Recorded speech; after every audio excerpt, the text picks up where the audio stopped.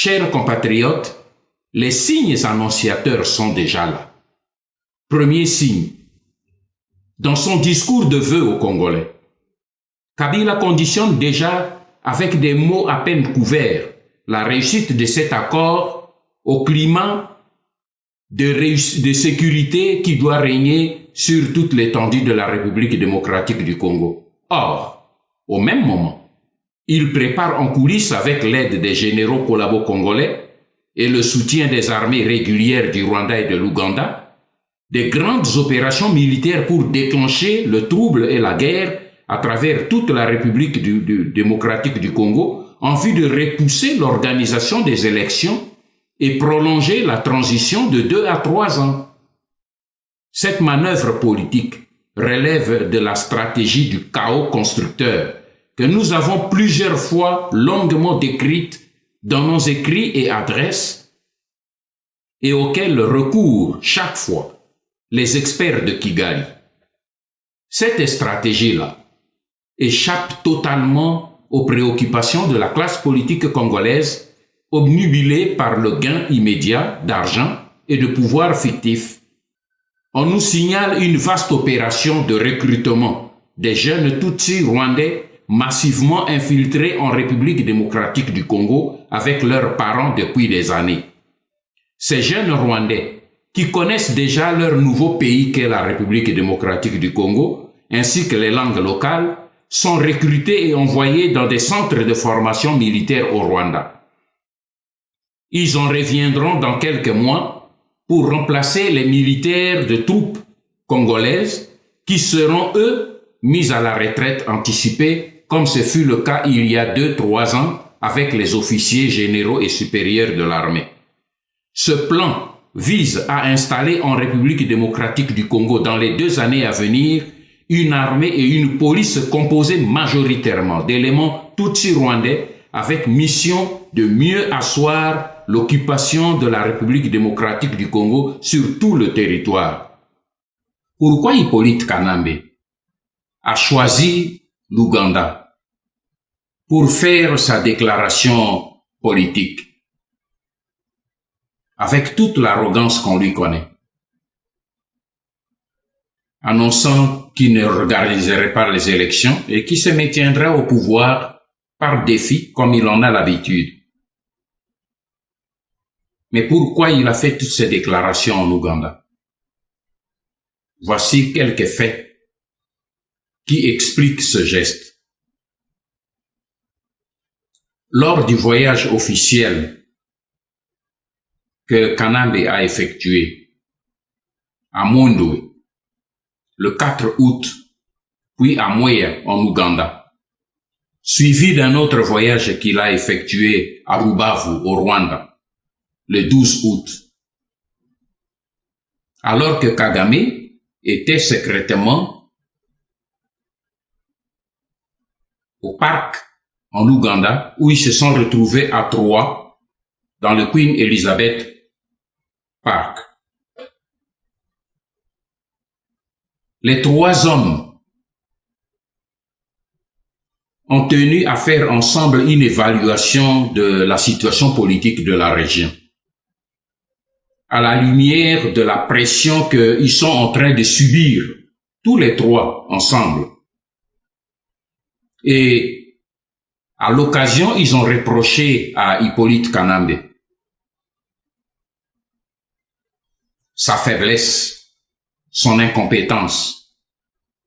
Ils ont trouvé que c'est lui qui était le ventre mou du système, le maillon faible, et qu'il compromettait par son incompétence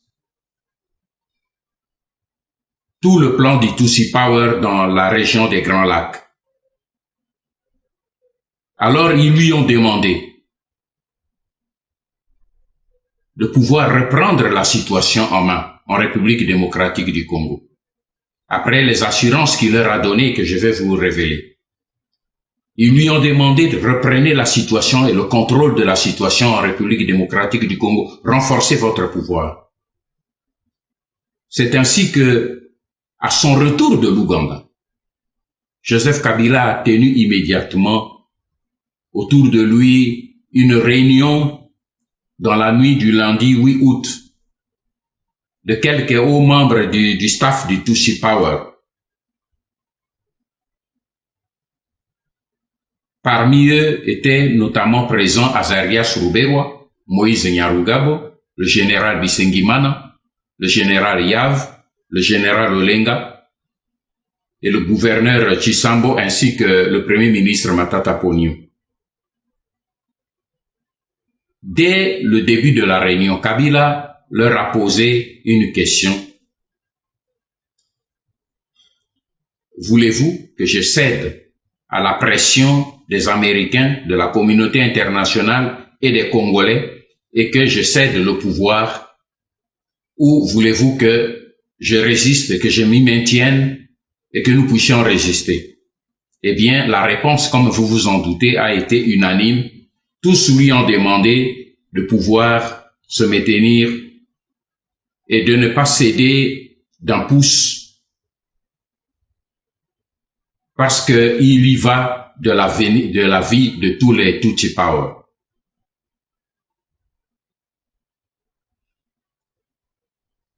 C'est alors que Kanambe leur fera le compte rendu de tous les reproches qu'il a subis à Mwea,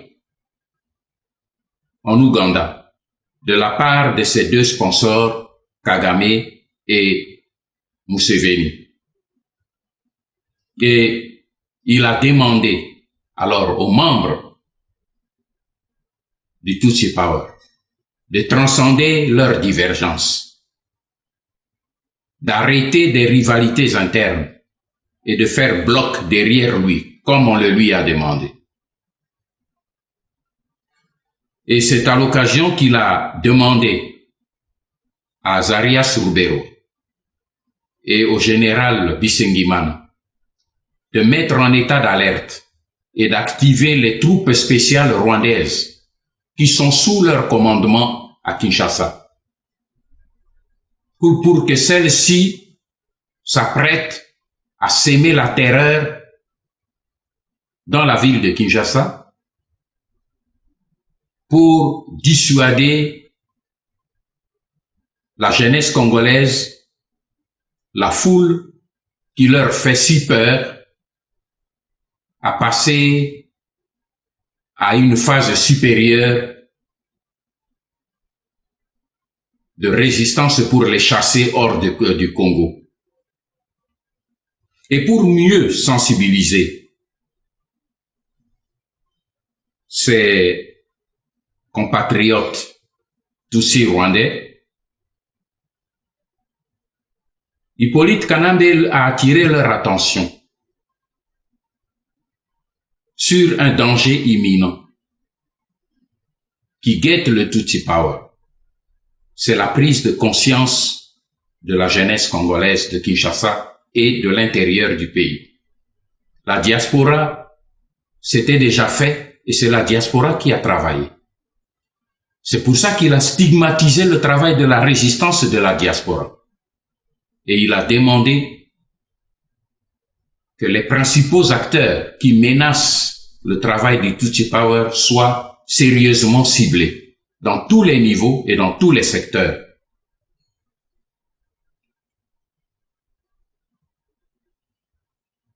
Mais revenons au voyage de Kanambe en Ouganda. Quel était le but, les objectifs qu'il a poursuivis dans ce voyage? Ce voyage avait principalement 3 objectifs. Le premier, c'était de renouveler sa fidélité à Museveni et à Kagame.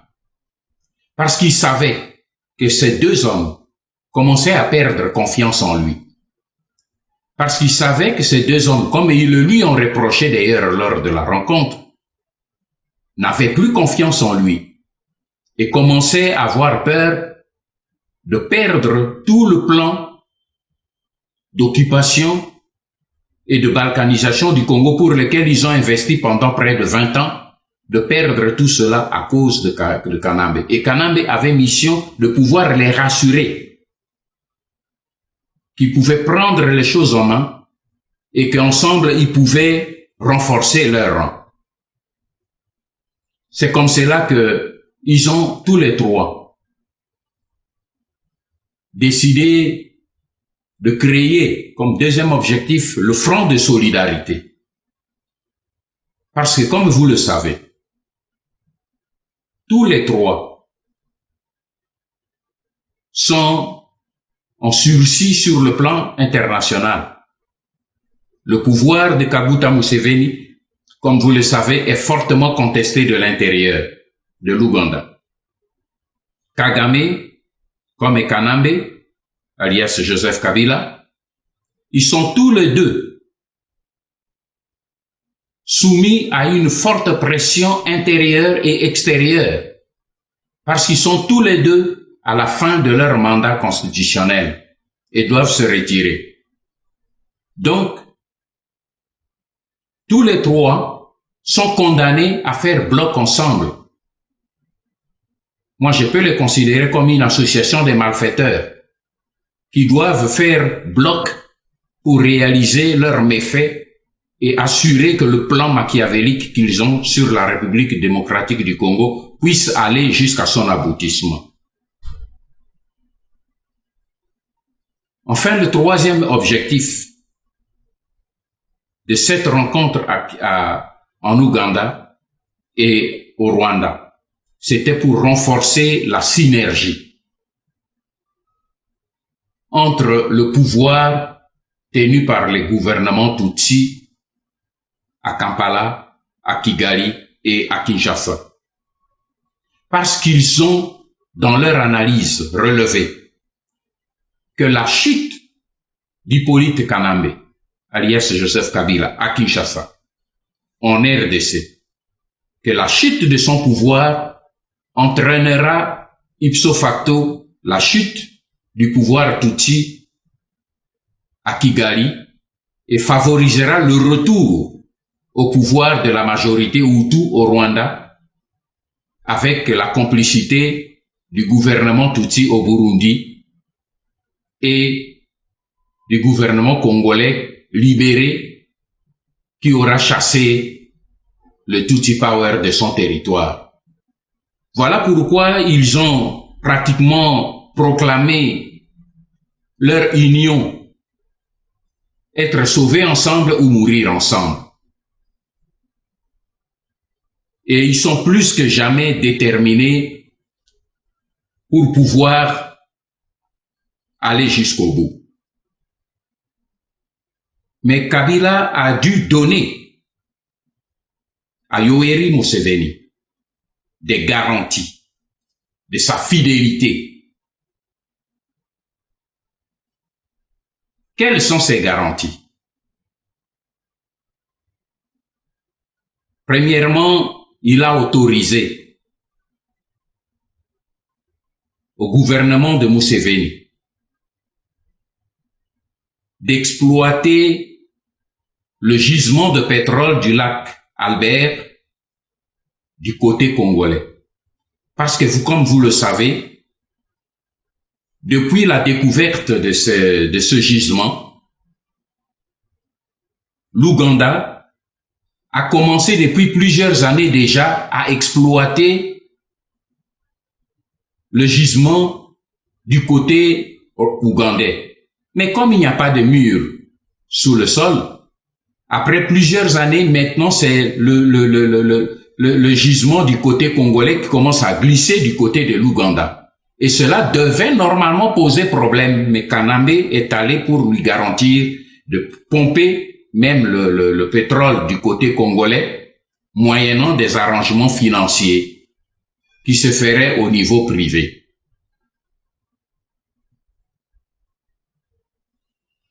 Deuxièmement,